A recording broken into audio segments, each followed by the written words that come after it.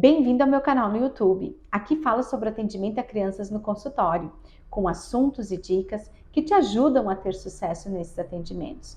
No vídeo de hoje vou falar sobre terapia medicamentosa em odontopediatria. Mas antes de começar a assistir, clica no sininho para ativar as notificações. Te inscreve no canal e, se gostar, curta e compartilha com os seus colegas.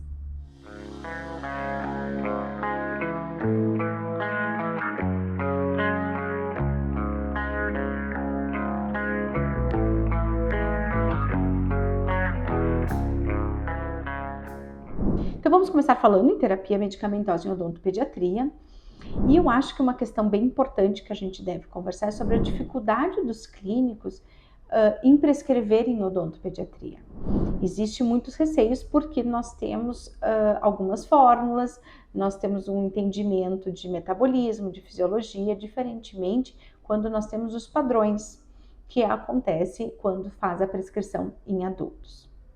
E é super importante uma prescrição bem orientada, porque quando nós temos uma prescrição bem orientada, isso vai permitir com certeza que nós tenhamos o quê?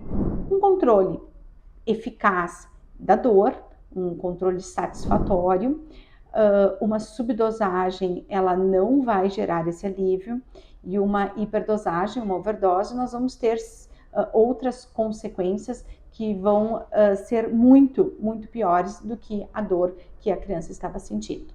Então também a gente vai ter com certeza um grande auxílio da terapia medicamentosa na cura de lesões bucais.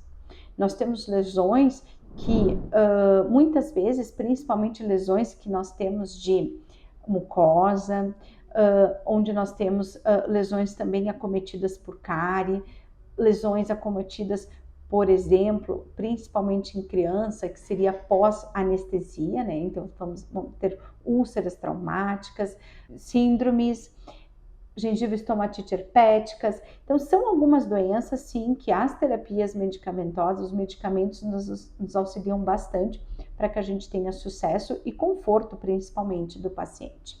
Ela é sim um incentivador, a terapia medicamentosa, para que a gente tenha o quê? Evitar eventos adversos graves. O que seria isso? Uma criança, por exemplo, ela tem uma lesão de cárie profunda, começa com sintomatologia de dor, é dado um analgésico para que a gente tenha essa diminuição de dor e nós não prescrevemos um antibiótico, sendo que ela já está começando um processo, um abscesso. Então, um abscesso não tratado, nós aumentamos o risco sim de um efeito adverso grande, como uma sepsemia, principalmente em molar superior. Assusta um pouquinho falar em sepsemia, mas realmente é o que nós encontramos. Temos também, como eu já tinha comentado anteriormente, sim, é por meio da terapia medicamentosa que nós vamos minimizar o risco de resistência bacteriana. O que eu quero falar em resistência? Sempre que nós tivermos uma prescrição medicamentosa mal orientada, não indicada, nós vamos aumentando o risco de resistência bacteriana daquela criança. Por isso que uma dosagem inapropriada não vai ter nenhuma eficácia com relação ao tratamento e também vai criar sim problemas para o futuro, principalmente se tratando de crianças que muito cedo elas já estão sendo medicadas e elas têm uma vida inteira pela frente. Tendo já em vista todas essas questões que foi conversado sobre o quanto que é importante uma prescrição bem orientada, a American Academy Pediatric Dentistry, ela tem trabalhado muito e ela tem se focado bastante para elaborar recomendações sobre o uso dos medicamentos em crianças. Por que é importante essas recomendações? Justamente para que a gente não siga regras próprias e sim regras de estudos. Acho importante comentar com vocês sobre os estudos, porque os estudos que nós temos em odontopediatria sobre terapia medicamentosa, são estudos escassos, principalmente pela amostra, uma vez que nós temos diferenciação de peso, né? Sempre está associado o peso. Também nós temos muitos medicamentos que não têm aprovação, e aí com isso a gente não pode tornar esse estudo válido, tá? Então acho bem importante, sempre que tiver alguma dúvida, procure sim ver, analisar essas recomendações que a Associação Americana de Odontopediatria tem sim se posicionado. Continuando, e eu acho que assim, esse próximo momento, esse próximo slide, ele é o slide mais importante e eu quero muito que vocês se conectem, observem o que nós vamos falar agora. Por quê? Por que a importância dele? Porque justamente é que a criança não é um adulto em miniatura. Quando a gente fala que crianças não são adultos pequenos, a gente quer dizer que se um adulto que tem 50 quilos, ele pode usar um paracetamol 750 miligramas, um comprimido de 4 em 4, 6 em 6 horas, não quer dizer que uma criança de 30 quilos fará o quê? Vamos pegar o mesmo paracetamol, dividir ele em 3 partes, e se tem 30, tem 50, eu acho que pode tomar 2 partes daquele comprimido. Não, a criança, ela não é um adulto parcelado, né? Um adulto onde foi cortado como comprimido. Guardem isso para que sim, a gente entenda posteriormente que o metabolismo, tá? O que eu tenho que salientar para vocês? Que o metabolismo e a fisiologia da criança, ela é diferente da do adulto. Se a gente utilizar um parcelamento, se nós colocarmos a criança como adulto pequeno, nós vamos com certeza ter ineficácia no nosso tratamento e sim, um alto risco de intoxicação, uma overdose dessa criança. E aí, o que eu devo considerar quando a gente faz a prescrição medicamentosa para a criança? Nós devemos considerar peso. Baseado no peso, nós temos as fórmulas e com isso, sim, nós vamos ter eficácia e sucesso no nosso tratamento. Então, aquilo que eu já tinha comentado anteriormente, que os erros de prescrição, aquela prescrição não orientada, que se baseia em criança sendo um adulto pequeno, vai ter ineficácia da terapêutica, vai ter sim uma intoxicação e vai ter sim uma seleção de micro-organismos resistentes. Vou citar para vocês agora um caso do meu consultório, tá? Nós tínhamos eu tive um paciente, um abscesso, 36 quilos, e a criança não gosta de tomar líquido, não gosta de tomar medicamento no formato de solução.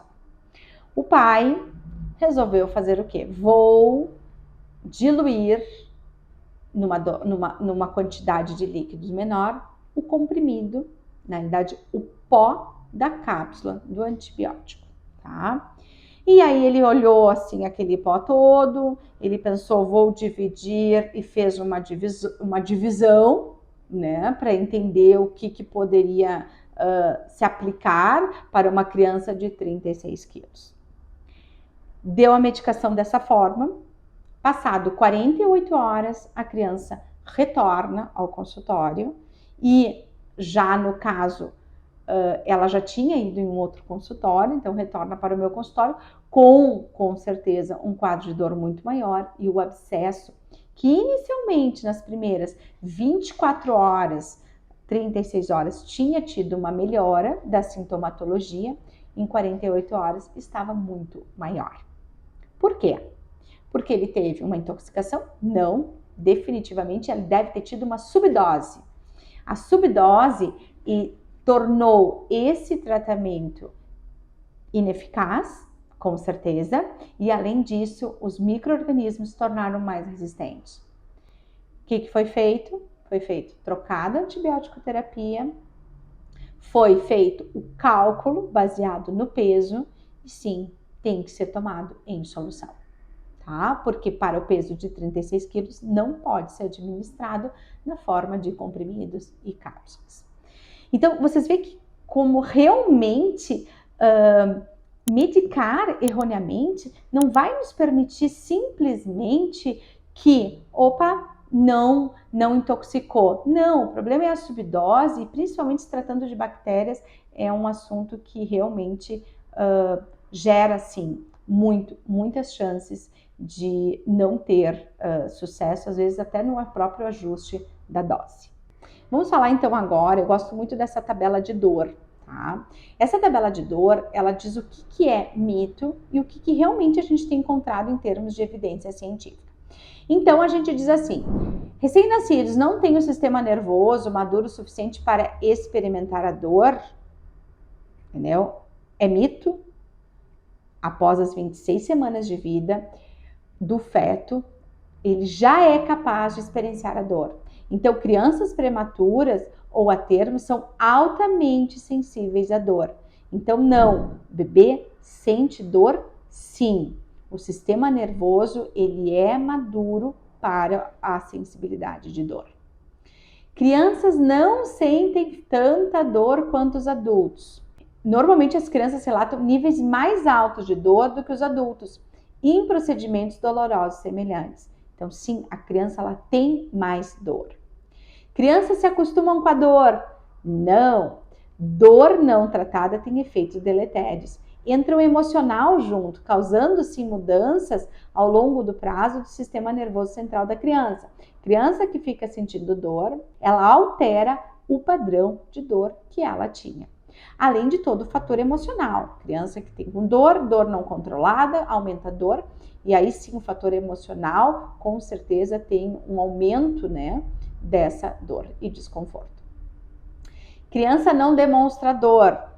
Não. Elas não conseguem, muitas vezes, reportar o tipo de dor dela. Mas as crianças, elas, quando indagadas, ouvidas ou percebidas com atenção, mesmo as crianças pequenas, elas vão demonstrar que tem dor. O bebê é interessante porque a gente não conhece, né, ainda o bebê. A gente vai aprendendo com eles, né, e vendo como é o padrão do bebê, a rotina do bebê. O que eu quero dizer com isso? Muitas vezes o bebê, ele chora, a gente não sabe o que seria esse choro, se é fome, se é dor, se é desconforto, se é sono. E aí a gente começa a observar que sempre quando a gente tem os mesmos movimentos, às vezes as atitudes do bebê, sim, são os padrões se formando com relação à dor. É muito comum uns bebês, quando estão com dor e desconforto, eles deitam de barriga para baixo e levantam o quadril. É uma posição, sim, de desconforto e de dor. Se uma criança está se distraindo, ela não está com dor, né? Ou seja, é uma distração momentânea, tá? Que não exclui a resistência à dor. Por exemplo, olha que interessante. Crianças hospitalizadas podem brincar em alguns momentos, mesmo na presença de alto níveis de dor. A distração, ela faz com que a gente mude o foco, mas não quer dizer que a criança não esteja com a mesma dor anterior à distração. Então, continuando, vamos falar de dor, tá? Eu até dividi essa aula, neste momento eu vou falar só sobre a terapia medicamentosa com relação à dor, tá? E depois, na sequência, nós vamos fazer uma aula aí sim, abrangendo todas as práticas clínicas aplicada em odontopediatria, tá? A dor de origem dentária. Então, chega uma criança no seu consultório, como é que nós vamos observar se ela tem dor, ela relata dor? É diferente, a criança é diferente do adulto, tá? A gente diz que o autorrelato da dor, no caso de adulto, é o padrão ouro, tá? A criança, ela não serve, ela é diferente. Por quê? Porque ela tem uma imaturidade cognitiva. Então, vou passar algumas dicas de como eu faço no meu consultório. A gente sempre falando em criança, nós temos que fazer algumas analogias, tá? Então, a gente quer saber se ela tem um abscesso. Se a gente perguntar para ela se ela tem uma lesão periapical, né? Se a gente perguntar para ela, você tem a sensação de dente crescido? Não, ela não vai saber disso. Mas se nós perguntarmos para ela, você sente o seu dente duro? Você acha que ele está duro? Quando a gente diz isso, ela pode dizer sim, é sinal que o dente ele está com um contato prematuro antes que os outros. E aí ela diz que ele está duro e os outros estão mole. Você sente que o coração está batendo ali onde você tem essa situação, esse incômodo, essa coisa meio estranha? Não adianta perguntar se a dor é pulsátil ou não, tá? Quando você está assistindo TV, me conta, de repente começa a doer? Ou é só quando você está comendo alguma coisa? Você está paradinha brincando, ela dói? Ela vai parar. Sim. Você está sentada aqui agora, nós estamos conversando, ela está doendo?